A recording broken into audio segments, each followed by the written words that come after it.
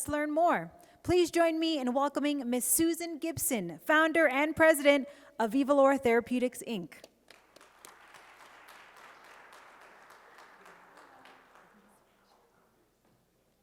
Thank you so much.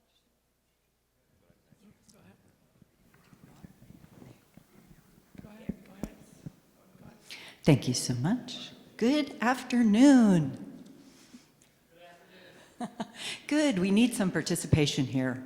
How many of you have filled a prescription for yourself or a family member? Raise your hand. Probably everybody. How many of you knew the total cost of that pharmaceutical? You knew what your insurance company or employer paid. Raise your hand. Anybody know the total price of any prescription? It's pretty rare. Did you know the price of the last car you purchased? Yes, of course. Of course. So this is interesting. We are talking about whether or not drug pricing is being disrupted, and yet we don't know what the drug pricing even is. So this is a pretty unique space. With all of the other decisions you make, you are the person who uses the product, you decide which product to purchase, and you pay for it. So you decide whether the additional features are worth the money. Healthcare, as we all know, is a pretty disjointed system. As the patient, you use the product, but you have no control over the decision of the product. You have to have a physician write a prescription to get access to the product. And you don't pay for the product. It's actually either the government, your employer, or the payer that pays for the product. So there's no one entity that owns responsibility and accountability here. So why are we having this discussion? Pharma pricing is, of course, all over the news. Everyone wants to reduce pharma pricing. But let's start first and understand why this is a topic of discussion right now. I think there's 4 main things that have driven the attention in this space. One is this disjointed system and the unusual incentives. Who knows the characterization of the cheapest patient in healthcare? The cheapest patient is a dead patient. That's a really bad incentive. As far as pharmaceuticals go, I do think as a vast generalization, the more value that's provided, the higher the price that can be charged. But what happens in really life-threatening, serious diseases if you have a product that's life-saving? How much are you willing to pay? If it's your family or yourself that needs the product, you want the government or your employer to pay whatever it takes. You demand that they pay. So it is a very unusual system. And many of you probably know that healthcare costs have been rising over time, which has put a lot of pressure on government funding. That's one of the reasons we're here. About 30 years ago, most healthcare plans had almost no patient out-of-pocket for most services. And as the costs have increased in healthcare, the payers are moving more and more of the cost to the patients. So we're feeling it in our pocketbook. That's one of the reasons that this is a hot topic of discussion. And the last reason is what I'm calling potential bad actors in the pharma pricing space. So we'll look at these in more depth. So this is just the increase in healthcare costs in the United States. You can see that 2017 is 34 times the total expenditure of 1970. This is comparing it to the growth in the economy. The green bars are GDP, the growth in the economy. The blue bars are the growth in healthcare spend. This is total healthcare by decade. And in the 70s, 80s, 90s, and 2000s, healthcare spend growth exceeded the growth in the economy. But 2010 to 2017, healthcare growth has slowed and is now on par with the economy. Come on. So why are we only talking about prescription drugs here? There's certainly a lot of other aspects of healthcare that could be targeted. We don't see the other aspects in the news as much. Prescription drugs are 10% of the total healthcare spend. So hospital spend and physician spend is a multiple of the total prescription spend. And many people would say that we could target waste. A number of publications show that up to 50% of total healthcare spend may be waste. But our focus today is on the pharmaceuticals. Now, would you go to an auto mechanic that charged you for seeing your car? They might fix it, they might make it worse. Would you pay them for seeing your car? Well, that's what we do every day. When we go to a physician's office, there's no payment for quality or outcomes. They can do a fabulous job, have great recommendations, and help us completely, and they get paid the same amount as if they didn't help us. Would you shop at a grocery store where there was no information on any of the products and no prices, and there was a $2 box of Oreo cookies right next to a $2,000 box, but there were no prices, so you didn't know which one you were getting? And you pick what you want and leave, and 3 months later you get your bill. Would you shop in that grocery store? But that's what we do when we go to hospitals. We don't know how much things cost, and some of the hospitals are charging 100 to 1,000 times what other facilities would charge, and it's not necessarily for value, for quality. Many of the higher priced have lower quality. And with prescription drugs, as with the rest of healthcare, there's no visibility. There's no visibility to price, no visibility to quality, no visibility to outcomes. We know more about a restaurant we want to go to than we do oftentimes about selecting healthcare and healthcare providers. So here's what we actually pay when we get a prescription. We pay based on the formulary tiers that that particular payer has defined. And over the years, the payers are continuing to increase the amount of out-of-pocket that patients pay so that patients have more skin in the game, hoping that they will help manage the things that we have no visibility to manage. And of course, there's more and more dollars being charged for the specialty drugs and expensive drugs. The patient out-of-pocket is often for the specialty drugs is co-insurance, where the patient pays a % of the total cost of the pharmaceutical, and that % is off of the list price of the pharmaceutical. So the insurance company may have negotiated a 60% discount in a competitive space, but the patient is not getting access, even with their out-of-pocket, to that discount or rebate. Come on. So this just shows the total patient out-of-pocket that's gone up over the years as insurance companies have moved more and more of the cost to the patient. 2017 was 11 times the patient out-of-pocket of 1970. And the out-of-pocket's not the only place. Healthcare premiums are also going up. Deductibles are going up. So the potential pricing bad actors. Questcor is a company that had a product called Acthar Gel. They were losing money on the product. Revenues did not cover costs. It was a 60-year-old product. They had to do something, or they couldn't continue selling the product. They increased the price significantly, but they did this with educating the doctors on value, moving to a hub, providing value. They actually did a pretty good job of handling this 14 times price increase. And it seemed to work. Mallinckrodt bought them for $5.5 billion. So all of the employees made some really good money. But this one was actually handled pretty well. A number of companies followed on with not such positive outcomes. KV Pharma has a product called Makena, and it is a professionally formulated version of a product that was being sold in compound pharmacies.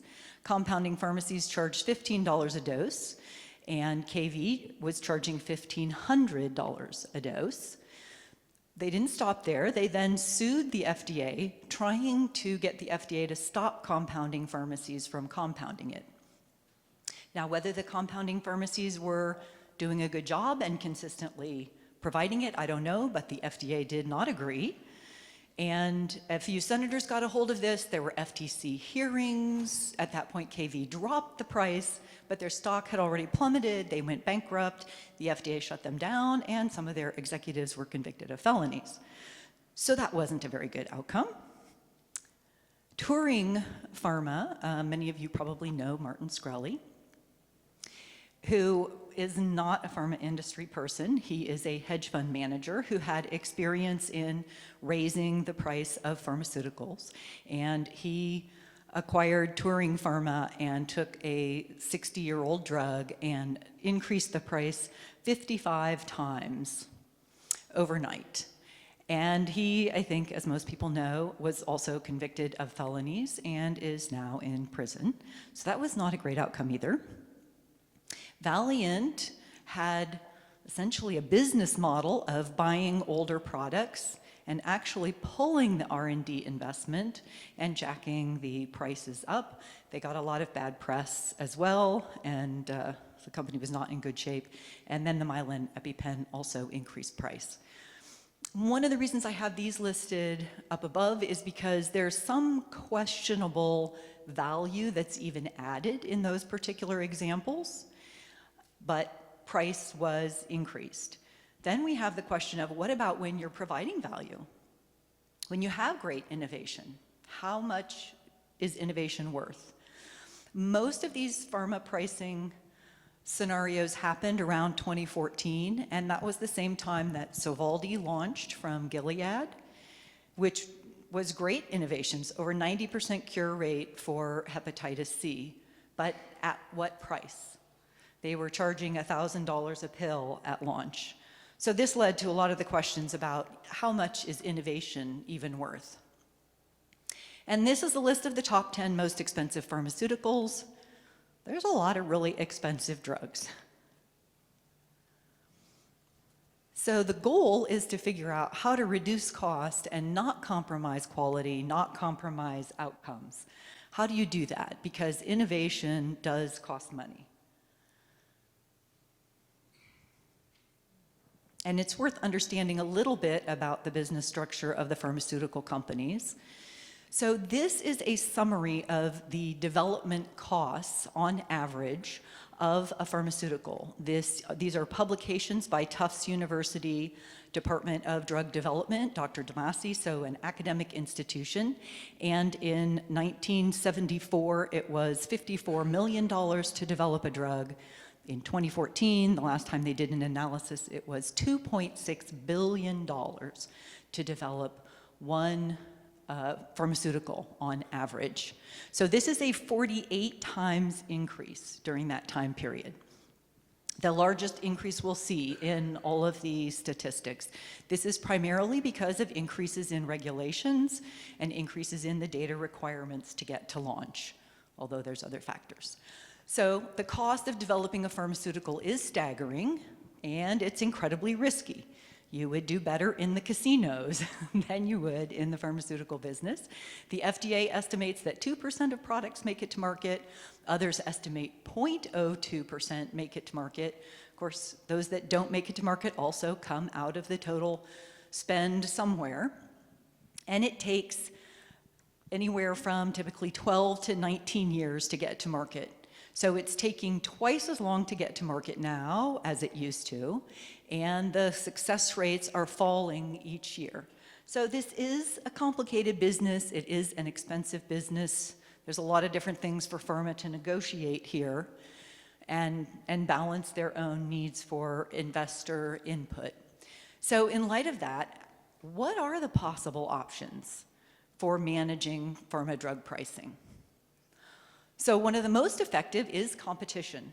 There's no question when generics come in, the prices drop. So speeding generics to market, the FDA is aware of this and has announced policies to speed generics to the market. Having any kind of competition, even in that therapy area, helps and means that typically the pharmaceutical company will have to negotiate with the payers. That brings the pharma prices down.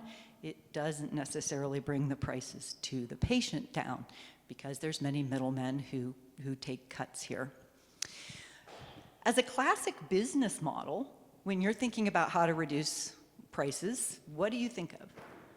Well, cutting expenses is usually a part of the equation, but I haven't heard anybody talking about this, so this is a little outside the box here. But it does impact your prices when it takes $2.6 billion for development. Aren't there some categories that are safer where the FDA could reduce the data requirements? There may be creative options here that could reduce expenses. And then the next one is really controversial and outside the box, but the Department of Justice has awarded fines to every major pharmaceutical company for off-label marketing. There are no written policies for off-label marketing, and the courts have disagreed and said that the government cannot prevent someone from telling the truth when they document that it is the truth because of freedom of speech. So very, very controversial area, but these are multi-billion-dollar settlements, and a few billion here, a few billion there is going to impact your cost structure. The government is definitely a player, and we've seen a lot of activity here. There's a range of what they could potentially do, from maintaining a pretty free market to actually just setting prices. Many countries, the government just sets the price of the pharmaceuticals, to having a completely one-payer system and having the government run healthcare. In the UK, they have decided how much a year of life is worth and set a price on that, and they don't pay for any products that cost more than that. So if you live in the UK, you don't have access to any of the expensive oncology drugs that we're accustomed to here in the US. Payers do a very effective job of managing price, and pharmacies, PBMs, and the public are also players. We'll look at these real quickly. This is just showing that when generics enter the market, the share of the branded product does drop. This is by the month after exclusivity is lost, share of a branded product. And for the first 6 months, only one generic is allowed into the marketplace. After that, multiple generics enter. And by 8 or 9 months post-exclusivity, the branded product has pretty much lost its share. You fall off a cliff. So we have that expensive, risky development. There is a 10 to 12 year period to recoup that expenditure. Coca-Cola has never given up their recipe. They've been selling for over 100 years. So there is a specific time period for recuperating costs. It does depend a little bit on how complex the molecule is. This is not necessarily true for biosimilars. We're still seeing what that would look like. But in general, generics are pretty much end the revenue for the pharmaceutical. We do need multiple generics to enter for this to be effective, and this shows different pharmaceutical products by the size of their market. The purple bars are the largest markets, and you do get multiple generics entering. This is why prices drop pretty effectively when generics enter. So the government has been in the news a lot lately about trying to manage pharma prices. This is the May 11th American Patients First Act by Trump. It had 50 different proposals in it. A few of the proposals are that prices must be mentioned when drug advertising is done, encouraging other countries to pay more of the R&D spend, trying to find a way to require the discounts and rebates that the payers receive to actually be passed on to patients. But this is mostly trying to look at the transparency and quality issues. This is certainly not moving to government setting price or any kind of government takeover of healthcare. Other things that have been suggested in the press about ways that the government could curb pricing are some interesting things like the first generic that comes in actually negotiates with the branded pharmaceutical. This is a patent law issue, and people are calling this pay for delay. And so they're talking about changes in those regulations so that generics can come to market faster. There have been ideas of having a middleman negotiate the injectable drug prices. I think we've got a lot of middlemen already in our system, and every middleman takes a cut of the pie, but that is one proposal. And a creative one is excluding drugs whose price increases are above the rate of inflation. Worth noting, there's an organization called ICER that does reviews of pharmaceuticals and analyzes the value that the drug provides and compares that to the price. And many people have said that this watchdog organization is beneficial because payers use this information to negotiate with the pharmaceutical companies. And of course, Health and Human Services, Secretary Alex Azar has been all over the news saying he wants cuts primarily in list price. List price may or may not be relevant, as probably a third of total list price ends up being rebated. So payers are very effective in managing drug prices. They don't typically pass on the effects of their management to the public, but they do, by denying coverage, they have a lot of leverage over the pharmaceutical companies. They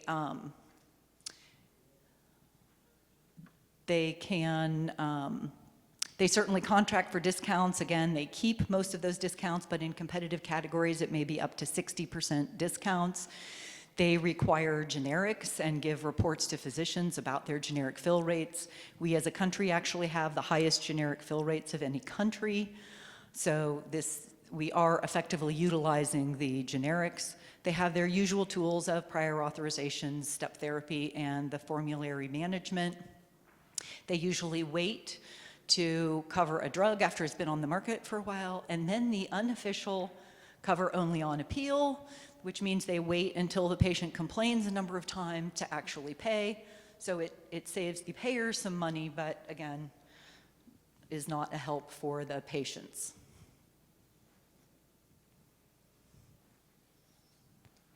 Pharmacies and PBMs are part of this as well. The PBMs manage the prescription drug benefit and the pharmacies dispense. They primarily are encouraging the use of generics. Again, the use of generics help, but the PBMs keep a big cut of this. So again, middlemen are taking a piece of the pie in each case.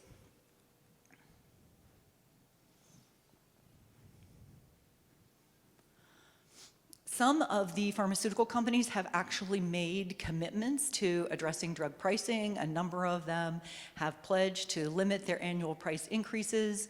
One of the things I think is fantastic but complicated are these value-based deals where the pharmaceutical companies and the payer negotiate together, and if the pharmaceutical doesn't meet certain goals, then they will give rebates. So this is actually paying for the medical benefits that are achieved.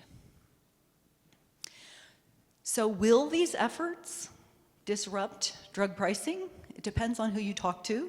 This is the CEO of Merck, who says he doesn't think so.